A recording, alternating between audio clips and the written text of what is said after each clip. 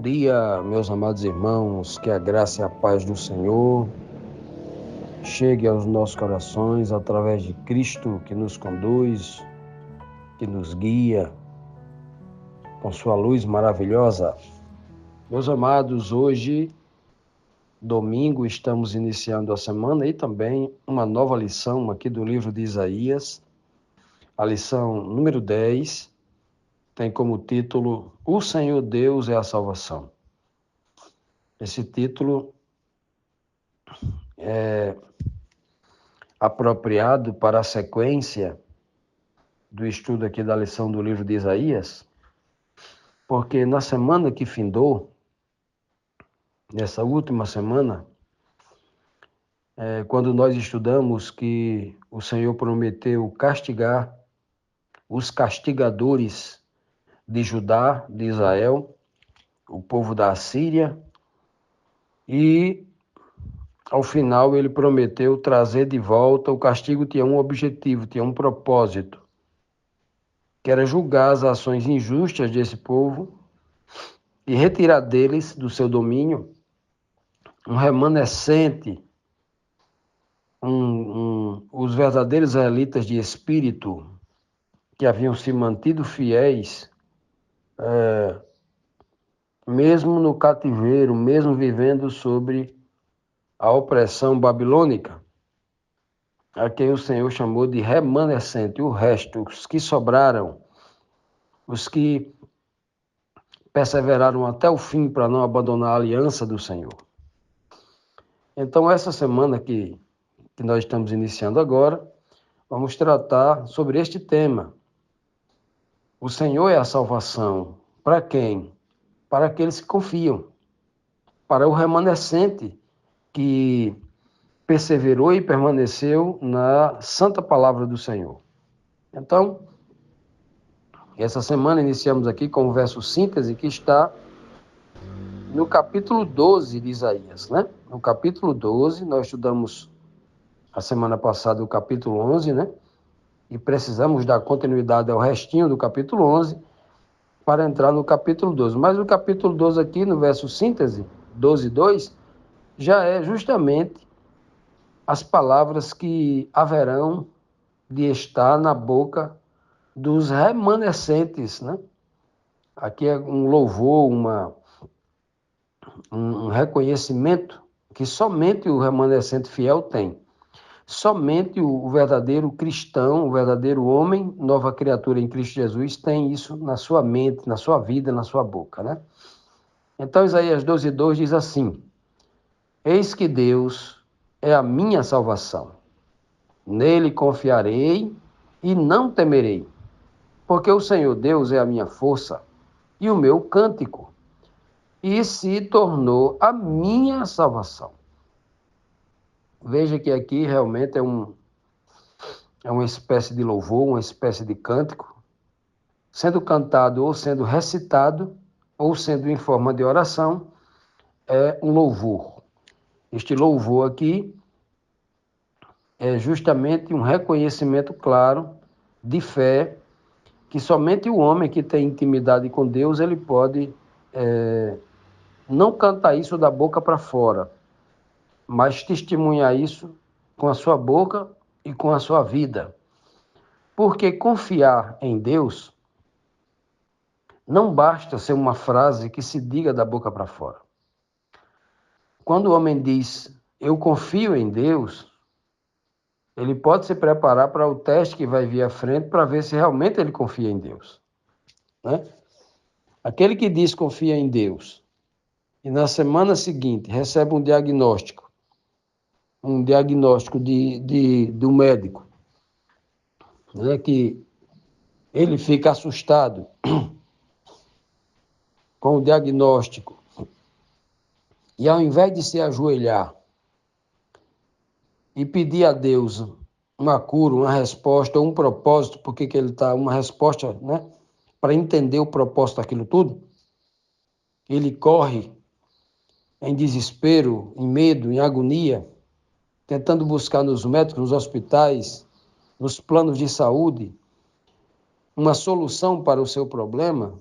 ele prova que não confia em Deus. Foi só algo realmente da boca para fora, né, que aconteceu ali e tal, mas não confia em Deus.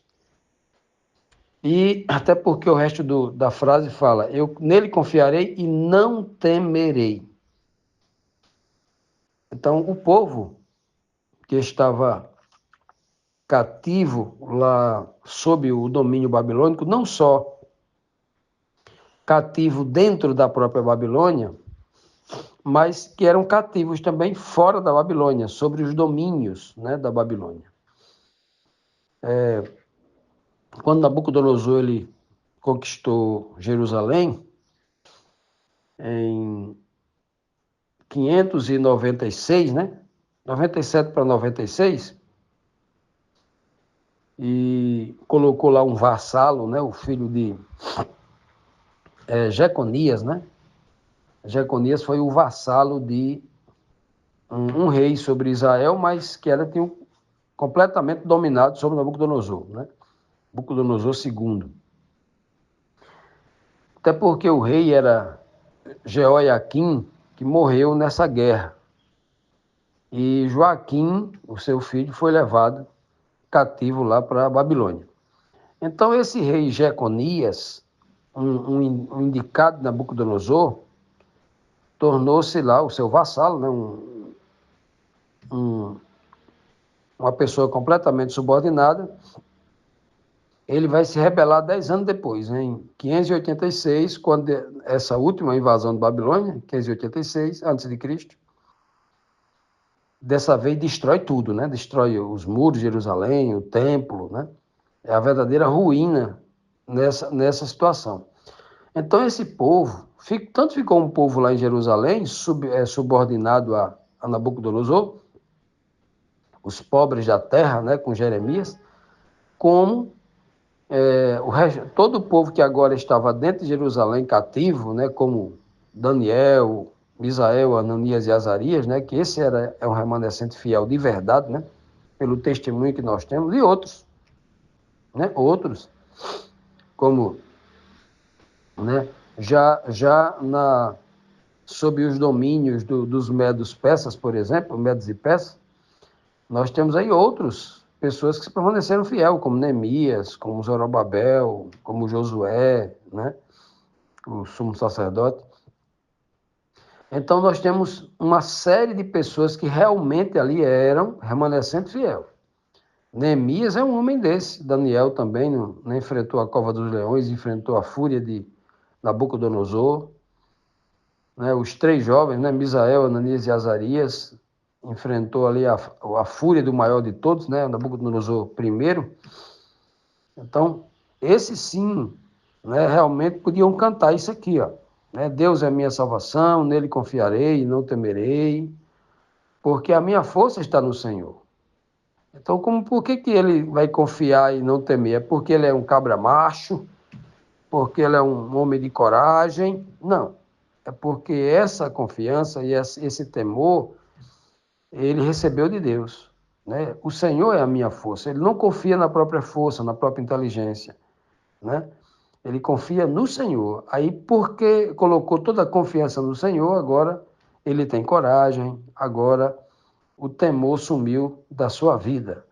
Porque ele sabe que, tanto no começo quanto no final aqui desse louvor, ele agora tem certeza de uma coisa: a salvação dele não é Nabucodonosor, a salvação dele não é Babilônia, a salvação dele não é o dinheiro, a salvação dele não é a sua influência política, a salvação dele não é os amigos importantes, não. A salvação dele está somente em Deus. Por isso, esse aqui é o motivo da sua coragem e o motivo completamente de não temer as coisas deste mundo.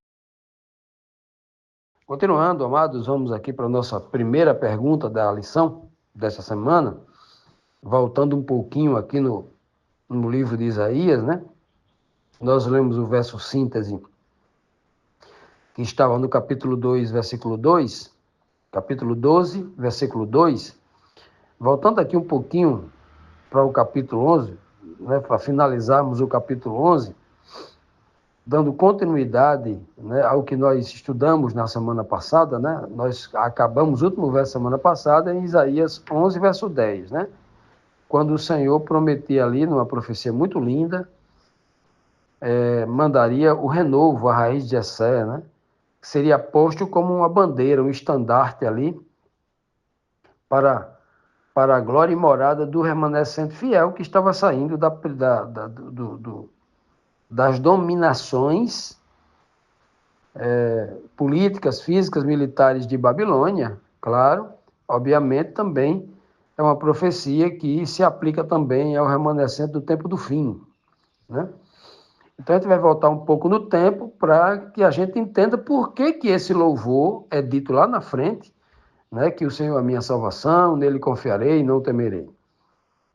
A primeira pergunta diz: quando o profeta Isaías fala naquele dia, a expressão naquele dia, refere-se a um momento em que o Senhor resgataria a nação de Israel dos domínios da Babilônia lá do Oriente Médio, em 500 e poucos anos antes de Cristo, ou isso é uma questão tipológica, referindo-se a um resgate espiritual amplo ou até definitivo por ocasião da volta de Cristo?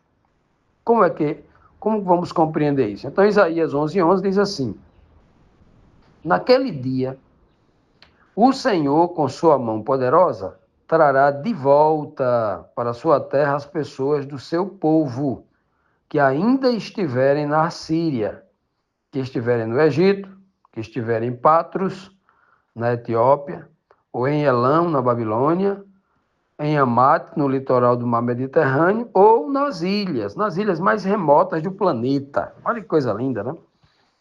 Então veja que essa expressão aqui, esse verso aqui, claramente ele não se refere especificamente e somente ao resgate do povo que estaria cativo lá na Babilônia em 580, no século 6 antes de Cristo, né? Então, não se refere apenas o momento em que os Medo e os persas se reúnem, vão contra a Babilônia, conquistam a Babilônia e livra o povo judeu, que era escravo lá dentro da Babilônia, daquela opressão imediata, porque eles continuam sendo ali dependentes, né, servos do reino dos assírios, né? Continuam sendo servos ali. Mas não cabe aqui. Por que que não cabe aqui uma interpretação exclusiva só para aquele tempo? Por quê? Porque naquele tempo ali não acontece o que está descrito aqui. Ora, 99% das pessoas que seriam o remanescente, que a maioria do povo de Israel estava morto, né? A maioria daqueles que foram julgados pelo Senhor ali morreu na batalha. A maioria. Então, o que restou como sobreviventes ali eram os filhos dos filhos, ou os filhos, né? Os mais novos, os filhos, que agora já eram idosos, como Daniel e os outros, né? Então, esses jovens foram levados cativos para a Babilônia. No momento do resgate, já eram agora mais idosos, experientes e tudo. Então, esses eram que retornariam. Agora, obviamente, no ataque de Babilônia a Jerusalém, algumas poucas pessoas conseguiram fugir. E essas pessoas se mandaram para tudo que era região, né? Mas essa expressão aqui, que Deus vai trazer de volta não somente de Babilônia, né? Mas o povo que estiver lá na Síria, ao norte na Síria, ao leste de Jerusalém, lá na Babilônia, né? O povo que estiver lá no Egito, lá no sul de Israel, né? Sudoeste, né? De Israel, na região de Patros, na África, ali na Etiópia, né? Ou seja, ao sul mesmo ali, região de Elão, ao leste, em Amate, no litoral ali do mar Mediterrâneo, ou seja, já ao norte, lá perto da região de Tiro e Sidom, e em todas as ilhas espalhadas pelo mundo, ou seja, lugares mais distantes. Veja que essa expressão aqui, ela é mais perfeita para tratar do tempo do fim agora, quando o verdadeiro Israel, o Israel espiritual, aqueles que carregam dentro da sua mente o Espírito de Deus, esse povo será juntado pelo Senhor, que numa linguagem tipológica ele diz que é sobre o Monte Sião, aonde esse povo definitivamente será cuidado por Deus e será livrado para todo sempre de qualquer tipo de opressão. Quando o Senhor Jesus é colocado como Rei dos Reis e Senhor dos Senhores sobre toda a terra, pelo Pai, né? Por Deus, o Pai. Então, neste momento, aí nunca mais haverá mais nenhum tipo de opressão ou de dominação. O povo de Deus será dominado ou explorado por qualquer outro reino. E é nesse momento que todas as ilhas do mundo, todos os continentes, eles irão convergir para quem? Para quem que eles vão convergir? Para um lugar, para a Jerusalém, para o país de Israel hoje, ou não se trata de lugar, né? Nós estudamos na semana passada, deixando bem claro aqui, o texto lá do capítulo 10, né? Finalzinho do capítulo 10, quando nós lemos que essas pessoas iriam voltar não para Jerusalém, né? Eles iriam voltar para Deus, quando Deus tirasse, né? Das costas deles a carga e tirasse também sobre ele o seu jugo. Ele deixa bem claro lá, quando nós estudamos aqui, que o povo não voltaria para um lugar, mas voltaria, olha só, voltaria para Deus. É tanto que lá no capítulo 10, do versículo 20 ao 22, ele diz que esse povo, os poucos israelitas que voltassem, iriam pôr a sua confiança no Senhor, o Santo de Israel. Eles voltariam para Deus, né? Olha só que coisa maravilhosa. E não voltaria especificamente para um lugar físico, né? Para um lugar na geografia do mundo, né? O verso síntese da lição passada, em Isaías 10, 20, dizia bem claro: os poucos israelitas que ficarem vivos, né, não vão confiar mais nos assírios, vão confiar somente no Senhor. É isso, né, o que nós acabamos de ler no verso síntese dessa semana: Deus é minha salvação, nele confiarei e não temerei. Na verdade, é praticamente quase o mesmo discurso, só que agora, né, um louvor já no período que o povo está livre. Quem é esse momento agora? Esse momento aqui se refere, assim, de forma mais grandiosa, ao último resgate, ao tempo do fim, quando o Senhor trará o seu povo de todas as regiões da terra para se juntar a quê? Provavelmente a continuidade aqui do texto deve dizer: aqui vai se juntar. Agora, é óbvio que não é a um lugar específico aqui na terra, né? Porque o povo de Deus vai estar espalhado nos 4 continentes. Não vai ser necessário você pegar um avião e se deslocar para uma cidade específica, como alguns pregam de forma completamente equivocada. Continuando, meus amados, vamos aqui então para a segunda pergunta. Qual o significado ao dizer: Deus levantará uma bandeira como sinal? Esse sinal indica que Deus vai juntar a nação de Israel em um lugar específico, em Jerusalém, por exemplo? Ou isso é uma linguagem tipológica? Vamos ler o texto então para ver, né?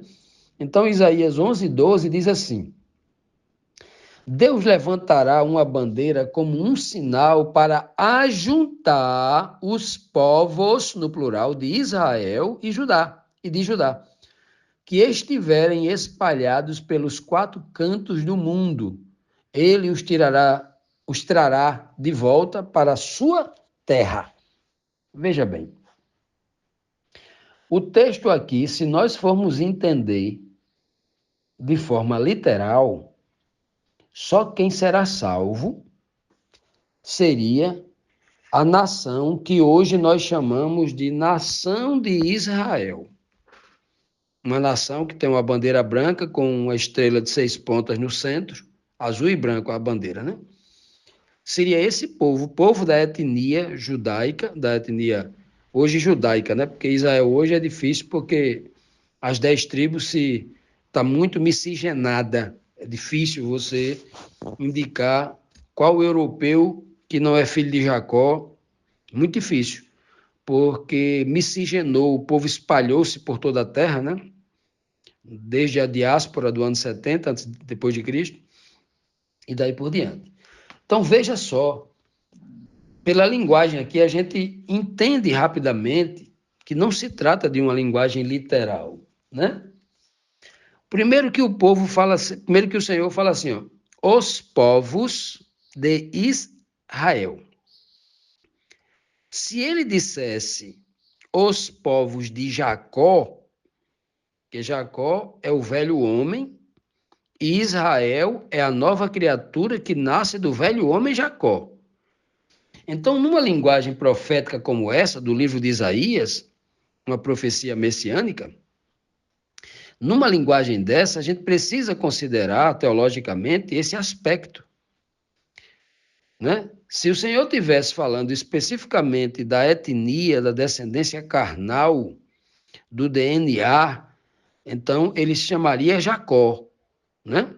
Mas aqui ele está falando povos de Israel e povos, né? E de Judá. Ele está falando aqui claramente dos dois reinos, usando uma tipologia dos dois reinos, né? Tanto daqueles que se separaram das 10 tribos e se inclinaram para a desobediência e a apostasia, quanto Judá, que naquele momento da separação, que é o contexto aqui, eles naquele momento eram o remanescente. Das 12 tribos, só uma tribo é reconhecida aqui como remanescente. Aí lá na frente, claro, né, que Judá também entra nessa apostasia, e o Senhor Jesus vem e tira um remanescente dentro de Judá, começando por 12 discípulos, né? Depois mais 70 discípulos, vai, né? E quando Jesus ressuscitou e os apóstolos continuaram, foram muitos, né? Os que se tornaram remanescentes fiéis. Todos que foram batizados com o Espírito Santo, esses se tornaram remanescente fiel de verdade. Então, vejam só. Então, o texto aqui, quando fala que Deus vai levantar uma bandeira, ele não está dizendo que vai levantar uma cidade, né? É uma bandeira. O sinal para que o povo se junte é uma bandeira. E bandeira aqui não é algo literal. Não é as pessoas, os crentes andaram agora com a bandeira de Israel nas costas, dizendo que é uma profecia que está se cumprindo. Não, não é isso não. Né? Até porque Deus não defende, não faz acepção de pessoas, nem acepção de nação, não. Até porque ele deixa bem claro aqui nos capítulos 9, 10, 11 de Isaías, que aquele povo de Israel deixou de ser seu povo. Se ele fosse seu povo ainda, como uma etnia exclusiva, como se Deus estivesse privilegiando um determinado DNA, ele não teria permitido que muitos morressem, fossem condenados, né? Ele mesmo julgasse com seu juízo justo e os condenasse à morte, não só a morte pelo ataque de Babilônia, mas a morte eterna por serem pecadores mesmo, né? Claro que não está falando de uma etnia. Isso é deixar muito claro isso, porque muita gente preso à letra morta tem interpretado palavras proféticas, poéticas, cheias de símbolos, como dando literalidade, limitando o poder de Deus e jogando o caráter de Deus em dúvida, porque Deus diz que não faz acepção de pessoas e ao mesmo tempo faz, porque ele tem olhares especiais para um povo, uma etnia do Oriente Médio que mora em Jerusalém, que ele só tem olhos especiais para os descendentes diretos de Davi.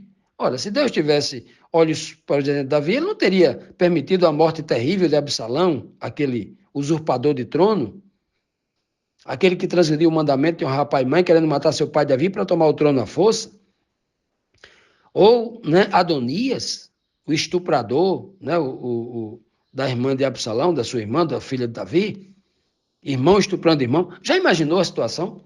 Então tem muita gente que não consegue perceber esses detalhes e aí fica levantando bandeira de homens. Crentes que acham que é crente, mas é político. Preso aos costumes desse mundo, não consegue entender a mensagem espiritual de um texto como esse. Então, o povo de Deus aqui, a bandeira, quando ele levanta uma bandeira, em outras palavras, o que é que tem uma bandeira? Nas bandeiras de Israel, cada tribo tinha uma bandeira e na bandeira tinha um símbolo. Por exemplo, na bandeira de Judá tinha um leão. E por que ele pintava um leão na bandeira? Porque ele queria transmitir uma mensagem, né? A mensagem que Jacó tinha dito a ele: Judá é como um leão novo que se levanta com fome para comer. Mais ou menos assim a mensagem. Pois bem, então bandeira significa aqui a mensagem. Deus mandará um sinal. E que sinal é esse? Vai descer fogo do céu, vai descer o Espírito Santo em forma de chuva. Ele vai reunir todo o seu povo do mundo inteiro em torno de uma mensagem. Bandeira aqui é uma mensagem. As 3 mensagens angelicais, lá de Apocalipse 14, do versículo 6 ao versículo 9, está lá. Essas são as mensagens, a verdadeira bandeira. Quem acreditar nessa vai se juntar ao redor dessa mensagem, não importa se está na Austrália e o outro está nos Estados Unidos. Estando ao redor dessas mensagens, estão reunidos no mesmo espírito, na mesma mensagem, na mesma bandeira. Não é necessário pegar um avião e ir lá para Jerusalém, como alguns sionistas acreditam, né? Estão espalhados, né? E agora, por último, depois do ponto e vírgula, tenho, e ele os trará de volta para a sua terra. A terra de quem? De Deus? Ou a terra de Davi? Terra de Deus. Que terra é essa? A terra que Deus fez, a do Éden, a restaurada, está falando aqui numa linguagem tipológica, a nova terra, aquela que ele vai fazer. Como ele diz no próprio livro aqui de Isaías, né, no capítulo 66. Eis que eu faço novos céus e nova terra, em que habita a justiça. Que é esse aqui o contexto. Deus não vai reunir seu povo em Jerusalém para daqui a 40, 60, 70, 80 anos, esse povo volte a cair de novo, entrar em apostasia de novo, e nesse ciclo vicioso sem fim. Não.